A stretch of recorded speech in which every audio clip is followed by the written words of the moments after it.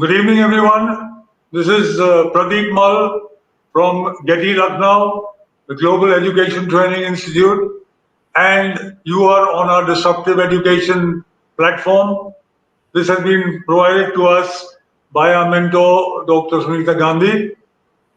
Here we meet educators from India and all over the world, and we've had more than 800 transactions so far. Today we have for you Mrs. Micky Singh. She is the change facilitator for the Kotak Education Foundation in Mumbai, Maharashtra. Right now she is in Jharkhand, and she has 2 years of experience in the education sector. She has done a master's in development from the Azim Premji University. Currently, she works with school headmasters to build leadership qualities in them. So this is an onerous task and much needed. Today, she will be speaking to us on knowledge management should be mandatory in each study curriculum. So thank you, ma'am, for being with us, and over to you. Thank you so much, sir, for a sweet and short introduction of mine. And I welcome all the listeners and yes, all the educators on this platform. And yeah, with the constraint with time, I'll proceed with the content which I'm going to deliver with you all. With a bit discussion mode. So the topic is knowledge management should be mandatory in each study curriculum. So I will talk upon what is knowledge management and what are the types of knowledge, how we can see knowledge management in this contemporary time in the school in terms of e-learning and e-teaching, and also we will see some models on knowledge management, and apart from them we will also know about what are the benefits of knowledge management if a school uh, follow it. So I'll proceed with the what is knowledge management first of all. If we are interested to follow in an organization, and if I say organization, just I am indicating school here because we are working in a school right now, we all. So, what is knowledge management? So, here I have tried to define it. Uh, I'll read it out.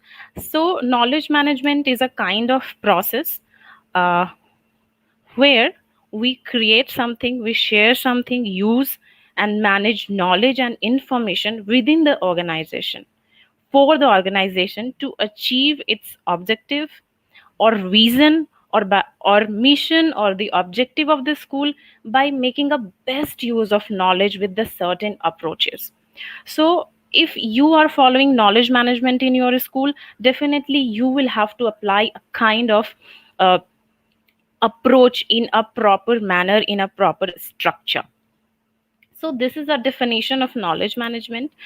uh, After knowledge management, I talk upon elements of knowledge management. As a school, as an organization, if you are following knowledge management, then definitely you will have to look upon what are the elements of knowledge management. So there are four elements of knowledge management you all can look upon. So these are four elements of knowledge management: people and skills, procedures, strategy and policy, and technology. So, one by one, I will touch each component. So, first, people and skill. So, if I say people and skill, this means this is a needed skilled workforce and expertise in this school, like you all teachers, headmasters, and some management members like trustees and all. So these people are skilled workforce and a kind of expertise which all are needed, first of all, if you are following knowledge management. Second is procedure, like I have mentioned in the definition of knowledge management. Definitely you will have to follow a standard procedure and operations in the school, and then you will produce a knowledge which will help to maintain your knowledge management system in the school. A third element of knowledge management is strategy and policy. Definitely you will all have to look upon the strategy and the policy your school is following. So the objective with the stakeholders and the policies should be kept into the consideration for the school management in the school if you are following a knowledge management system in your school. Last but not the least, in this contemporary time, you all know we are totally aligned with technology, and if we are looking at this scenario, this pandemic COVID-19 attack, we all are fighting, and we are totally using technology for e-learning, for e-teaching. So technology play a profound role in sharing and documenting knowledge. So in this contemporary time, if you are following a system of knowledge management, then you will have to pay attention on technology, because you will have to work on technology to follow the system of knowledge management. So technology is the most important part right now in this contemporary time. uh, Now I will move upon types of knowledge. So in types of knowledge, generally when we talk about our organization or a school or the knowledge management system, generally these two kinds are getting considered. So first is explicit knowledge and second is tacit knowledge. These two types of knowledges are generally get considered in most of the models of knowledge management too. So what is explicit knowledge and what is tacit knowledge? I will touch upon that in briefly. So explicit knowledge is a set of information which can be recognized, recorded, stored, and shared. Something which is contained in the manuals or procedures simply, and we can communicate directly. So these kind of knowledges are explicit knowledge. The second part of knowledge, the second type of knowledge is tacit knowledge. So this is that kind of knowledge which we gain from our personal experiences, and which we can communicate indirectly through the metaphors and analogy. So basic two difference are, these are the explicit knowledge are the factual knowledge and tacit knowledge are the personal experience knowledge. So basis on the basis of these two types of knowledge, there is a model of knowledge management which is called the spiral model of knowledge management. You can see on the screen the picture. There are four blocks, each have different names. So this model is given by two Japanese management gurus, and maybe some of you would have know about these two, Nonaka and Taikuchi. So Nonaka and Taikuchi knowledge management model is most relevant model in terms of knowledge management when we follow this system in the school, and this model is called the spiral model. So there are four blocks in this model, Nonaka and Taikuchi model. So first is socialization, second is externalization, third is combination, and four is internalization. All these four blocks are combination of explicit knowledge and tacit knowledge. So I'll touch upon the first block, that is socialization. So socialization, if I'm saying socialization, this process I am following in knowledge management system in my school, it means that I am following a process where I am converting some tacit knowledge into tacit knowledge. So one example here I would like to give for socialization block. So immediately after a lesson, a teacher, he or she have taken a lesson, then immediately after lesson a post lesson conference can be conducted where the teachers reflect on the lesson and suggest improvement. So like this we can do socialization. Again, externalization, the second block. It says it is a process of conversion from tacit knowledge to explicit knowledge. Again, we can understand with this example.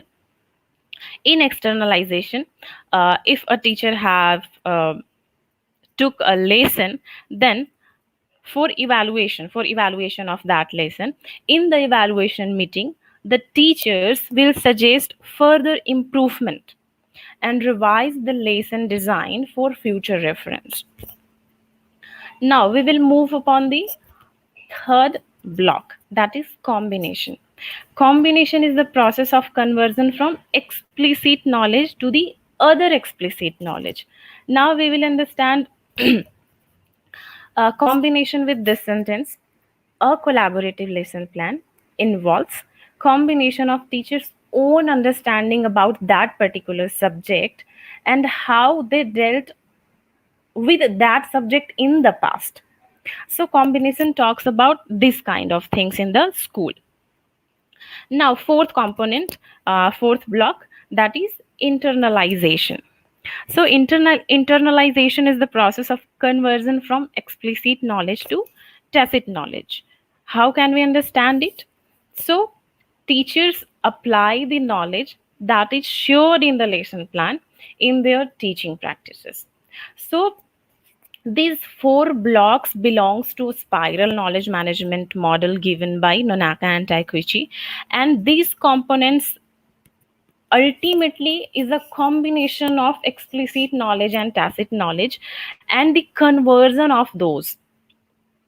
So we will have to understand these four blocks in terms of how we can use these in our school. Now we will proceed further. Like I have said, I will take this session into what, how, why. So definitely, if I am saying a school must have to follow knowledge management system in their school, or every curriculum should have to follow this model. So what benefits we can suppose from knowledge management if a school I am following this, if a school is following knowledge management system, that what could be the benefits? So some point I have jotted out as per my understanding. So first benefit could be, if I am following a knowledge management system, then definitely it will support my school with the best practices which will be suitable for the students, and that will help to increase student learning outcome of the school. And definitely there will be a need of few expertise, and I have indicated teachers are the expertise, teachers are the skilled workforce in this school. Second benefit is ease of administration and control. Of course, we see in the school, if my school is under a trust, under a trustee, then we will have to follow the decision of our trustee. We don't have much right of decision making. So if you are following a knowledge management, then there will be an ease of administration and their control in this school. Third benefit is, if you are following knowledge management, then definitely you will faster your problem solving. Definitely you will promote your sharing, you will promote your communication, and like this you will exchange your insights within this school, student to student, teacher to teacher, and teacher to student, like this. Next benefit, if you are following a knowledge management system in your school, then definitely you will reduce a time to diagnose a problem which you will face or which you will get in day-to-day life when you are working as a teacher in the school, working as a headmaster in the school, working as a management candidate in the school. So you will reduce the time to diagnose the problem if you are following knowledge management. Next benefit will be, definitely you will reduce the time and cost for the training, because training is the most important part for the school, and it is very necessary for teachers, those who are lacking some skills or those who are lacking some way of teaching properly in the class. So knowledge management will also support there to reduce the time and cost for the training. Next benefit is improved relationship. It is something internal, uh, intra school. So if you are following knowledge management, it means you are enhancing responsibility on each and every teacher. You are ensuring collaboration between teachers, collaboration between hm and teachers, collaboration between teachers and students. So like this you will improve the relationship within the school, and like this you will create a trust within the system, within the school system. Now, next benefit is faster adoption of changes. Like I was sharing, in this contemporary time, there is a need to use more and more technology because we are connecting students on online platform. So this is a kind of change we are seeing, we are facing, and if we are not adapted, then definitely we are not going to create any change for our students, for our teachers, for our society. So if you are following a knowledge management system, then definitely you will faster your adoption skill. And definitely I am talking about the changes we are seeing and we are facing. Next benefit is um, useful tool for training, research and development. I mean to say that if you are following knowledge management, your system, for your curriculum, for your pedagogy, then it is a knowledge management is a very fruitful tool for the research, for the training and for the development of school student, uh, precisely I can say human resource. So here you will foster the learning within the system, within the school, within the organization. So here knowledge management is very useful tool. Most of the time the research part, some of these schools, they do not follow on the research part. So I would like to just throw some light on the research part. This is very necessary, and if you are following a knowledge management system, definitely it will help your school to invest in research and work upon research for your school, and especially for your stakeholders. And the most important stakeholders are students. Next benefit which I have put on the last, knowledge management system, if you are following in the school, it will improve efficiency and enhance organizational performance. Like earlier I was saying, student learning outcome, that is which we indicate as the performance of the school in each and every year. So if you are following a knowledge management system, then definitely you will increase the efficiency of each and every staff, and thus you will enhance your school's performance. One more thing I would like to mention here. uh, Knowledge management system, you can follow the whole organization wise, I mean the whole school wise, or knowledge management you can also prefer to follow personally. As a student, I can make my personal knowledge management. As a teacher, I can make my personal knowledge management. But if I am a part of organization, there would be a whole organizational knowledge management. So for that, I am using system word. Now, I will move further, and okay, this is get merged. So here,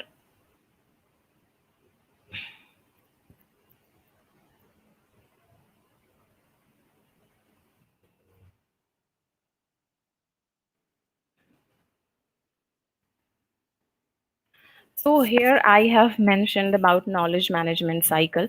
Definitely, if I am saying as a school, we will have to follow knowledge management system for our curriculum, for our school system. Then how can we look upon it? On which component we will have to look upon it? Definitely there is a cycle which we upon which we can look upon, and then find where we are we following these things or not. So we have a knowledge management cycle, and there are few components upon which we will have to look upon. So I have mentioned total 8 components for the knowledge management cycle. And again, I will make a brief discussion upon it. So, first is acquire. If I am following a knowledge management system, then definitely I'll have to work for the knowledge management, how I can ensure knowledge management. So I will make a cycle. So my first step will be acquire the knowledge. So if I am saying acquire, it means I will have to, if I am following personal knowledge management, then I will have to obtain a relevant knowledge for which I am making the knowledge management. And if I am working as an organization knowledge management system, then definitely for the organization on which I am working, the which is the purpose upon which I am working, then I'll have to obtain a relevant knowledge for that. Second component is apply. Use the knowledge that is fit into the context of your purpose. Right? If I am following as a person, then definitely the purpose which I have, upon that I will have to acquire the knowledge and apply. So for school, definitely you will have to look upon that knowledge which is fit in the context of purpose of this school. Now I'll focus on the school only. Third component is assess. Now you will obtain the knowledge, you will identify the knowledge which will fit. Now you will have to evaluate the utilization of the knowledge, how you will utilize, how you are utilizing. So you will have to look upon the evaluation part of the utilization of the knowledge you have acquired. Fourth component is create. Now, if I am saying create, it means that you are working upon some knowledge, and there are some knowledge which are already existing in your organization. So, you will have to fill the knowledge gap by replacing existing resources in the school. So, create is that part where I am saying ki you will have to check and fill the knowledge gap by replacing existing resources in your school. Fifth component is identify. If I am saying identify, I am saying determine the knowledge that can add value. You will acquire different kind of knowledge, you will select different knowledges which will fit, but definitely you will also have to look upon which um, knowledge will be suitable, that will add the value. So here you will have to identify that knowledge which will add the value for your school, for your purpose, for your school's purpose. uh, Sixth component is refine. Refine says that you will have to accumulate the identify knowledge. You have now a very precise, very concrete identified knowledge. Now you will have to accumulate that identified knowledge. Seventh component of knowledge management cycle is disseminate. You will have to establish a knowledge sharing methods in your school. If you are making a knowledge management, if you are establishing a knowledge management system, if you are not sharing these informations, these knowledges with each other, then it will not work.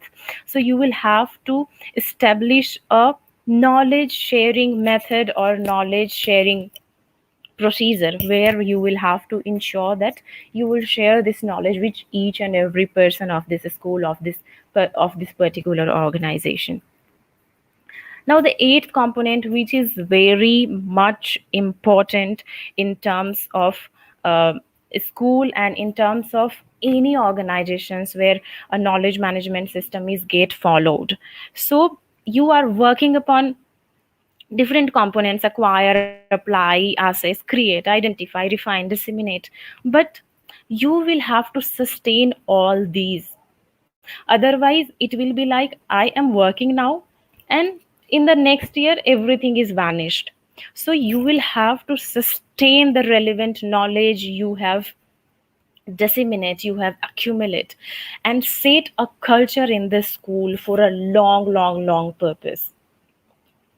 So these components are the knowledge management cycle components where you will have to look upon to ensure how knowledge management system I can establish in this school, or we can establish in this school.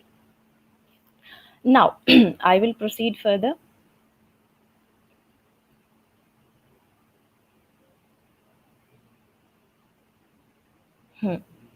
So, like I was sharing, um, in today's era, there are different kind of problems we are facing, especially in terms of connecting with teachers, connecting with the students. If we are not taking schools, if we are not taking classes physically, so most of the schools are taking classes online. And if we are ensuring e-teaching and e-learning, then in this situation, the knowledge management which we will form, or which we will make, then definitely we will have to ensure a different kind of model for knowledge management. So we will also have to look upon few points for this online knowledge management system. So I have come through a few tools which will help in online knowledge help in creating online knowledge management system. So you can see four kinds of common tools. So first is internet and world wide web, second is weblog, third is knowledge map, and fifth is mind map. Again, I will brief it. So internet and world wide web, how it will be a tool. So internet and world wide web are the carriers of sharing messages, documents, information, and knowledges, as you all know, because we all are working with internet and world wide web. So it helps to build interpersonal communication within the students. Second tool, weblog. It is the form of law of records, datas, and it is used to record common things in the student's life, like the learning they are acquiring, and their own ideas, their own thought process, their own thinking, which deeper their understanding and knowledge. Third tool is knowledge map. Knowledge map is a kind of navigation system which helps to link different knowledge. So if we are creating and ensuring a knowledge map, it means that we are promoting a navigation system within different students, within different teachers, where we will ensure to share different kinds of knowledge all together and make a link. Fourth tool is mind map. Mind map, you all know this term very well, and almost same kind of meaning it has here. Here also, mind map is the orientation of learning activities of students thinking process, like I have mentioned earlier. So mind map is the orientation of learning activities of students thinking process, and it helps to review the entire thought process and convert implicit knowledge into the explicit knowledge. So your personal experience knowledge, you just can't say it indirectly, but you will make it uh, textual, in forms of images, in forms of data, where you can enable to share with different person. So these are four common knowledge management tools which we can check we are following this or not, if we are ensuring a knowledge management system in our school, and especially for online teaching. Now I'll move for knowledge management system of teaching. So in a school, of course I am teaching students, and I am also following knowledge management system. Then what would be the knowledge management system of teaching in online? So there are 3 points, and I'll briefly talk upon these 3 points. So first is knowledge resource, second is knowledge sharing platform, and third is personal knowledge management system, like I have initially mentioned. So knowledge resource, if I'm saying knowledge resource, it means students access school portal, which I was saying in this tool, internet and world wide web. So in knowledge resource, student access school portal and able to search relevant information. So if a teacher is teaching on a certain topic in for say in mathematics trigonometry, then students will be able to access a school portal and able to search upon that particular topic, that is trigonometry. Second system is knowledge sharing information. Knowledge sharing information gives student a platform to learn, communicate, and discuss. Of course, it will ensure a platform where students can text each other, where students can communicate each other online and discuss each other at online platform. Third knowledge management system for teaching is personal knowledge management system. So here, if I am saying personal knowledge management system, I am indicating students. So students manage their own knowledge acquisition, accumulation, sharing, and innovation by their personal management system. So, as an organization, as in a school, we are following knowledge management system. We are ensuring knowledge management, and also we are encouraging our students to manage their personal knowledge system. So this will be a good point if all the teachers are taking this as a consideration in online platform of teaching. Now, with proceeding, this will be almost the last thing. Uh, so, I have talked a lot upon what is knowledge management, what is knowledge, what are the components of knowledge management cycle, what are the benefits of knowledge management, Nunaka and Taikuichi model of knowledge management, and uh, we can ensure knowledge management offline and online too, but I am focusing on how can we ensure knowledge management in online platform. So there are four important things to keep in mind if you are following and if you are maintaining a knowledge management system in your school. So first point is a school must have to determine which kind of information is currently available and to develop a road map of how information flows throughout the school. So this is the first point you will have to keep in mind. Second point, school must have to establish a system to check which kind of information is needed for the school to support a decision making and policy that is aligned with your school vision, school mission, school objective, school goal. Third point, which you will have to look upon, understand the context and perspective of school's process, structure, and function. So here you can check your technology system in your school, your communication system in your school.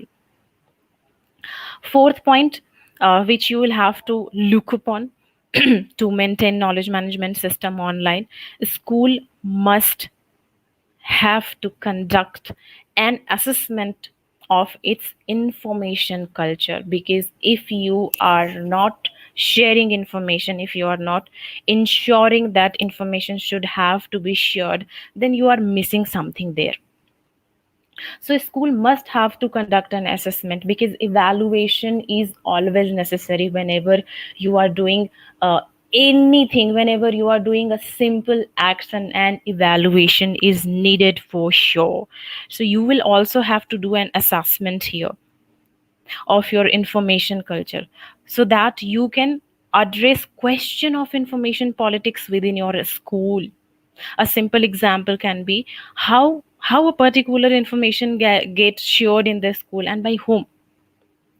So these are four important things at last I have delivered, which you will have to keep in mind, which you will have to check again and again. So these 4 points, I can say it is a kind of a platform for the review of your knowledge management system, where you can review and then reflect upon that.